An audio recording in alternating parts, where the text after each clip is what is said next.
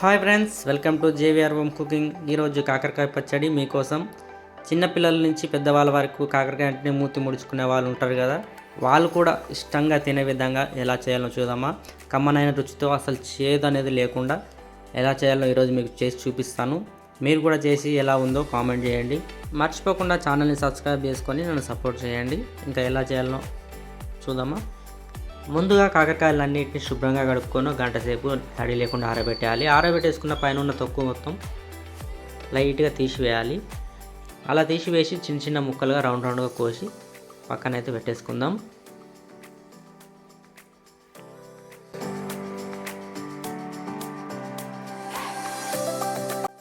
ఇలా కట్ చేసిన ముక్కలన్నిటిని ఒక బాండీలో వేసుకొని 2 స్పూన్ల ఉప్పు వేసేసి ఒక గంట సేపు పక్కన పెట్టేసుకుందాం. ఇలా ఎందుకు పెట్టాలంటే కాకరకాయలో ఉన్న వాటర్ మొత్తం బయటకు వచ్చేస్తుంది. ఆ చేదు వాటర్ అనేది ఉంటే కాకరకాయలు అనేది చేదు ఉంటుంది. ఇలా గంట సేపు పక్కన పెట్టడం వల్ల దాంట్లో లోపల ఉన్న చేదు వాటర్ మొత్తం బయటకు అయితే వచ్చేస్తుంది. ఉప్పు వేసి గంట సేపు నానబెట్టడం వల్ల చూడండి ఎంత వాటర్ అయితే బయటకు వచ్చిందో. ఇలా వాటర్ మొత్తం బయటికి తీసేసుకొని పక్కన అయితే పెట్టేసుకుందాం. ఇలా చేదు వాటర్ని మొత్తం బయటికి తీస్తేనే కాకరకాయలు అనేది చేదు లేకుండా ఉంటాయి.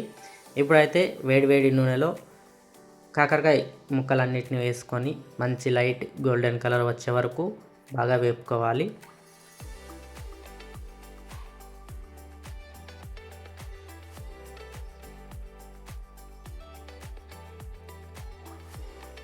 ఇక్కడ నేను చూపించే విధంగా అయితే వేపుకోండి.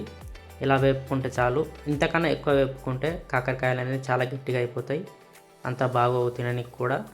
లైట్ గోల్డ్ కలర్ వస్తే చాలు. ఇక్కడ చూస్తున్నారు కదా మీరైతే ఇలా వేపుకోండి.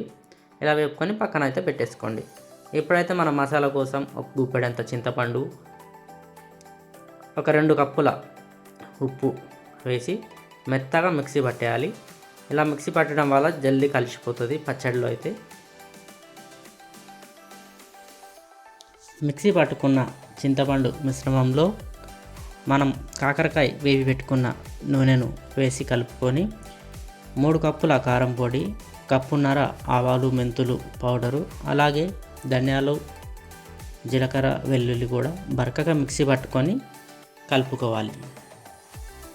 ఇప్పుడు వేవి పెట్టుకున్న కాకరకాయ ముక్కల్ని అన్నిటిని వేసి కలుపుకొని 1/2 కిలో నూనెలో వెల్లుల్లి రెమ్మలు, ఎండుమిర్చి, కరివేపాకు వేసి తర్వాత పెట్టుకొని తాలింపు చల్లగైన తర్వాత పచ్చడిలో వేసి కలుపుకొని ఒక జార్లో తీసి పెట్టుకుంటే సంవత్సరం పాటు నిల్వ ఉండే కాకరకాయ పచ్చడి రెడీ. వీడియో నచ్చితే లైక్ అండ్ షేర్, సబ్స్క్రైబ్ చేసుకోండి ఫ్రెండ్స్, మర్చిపోకుండా.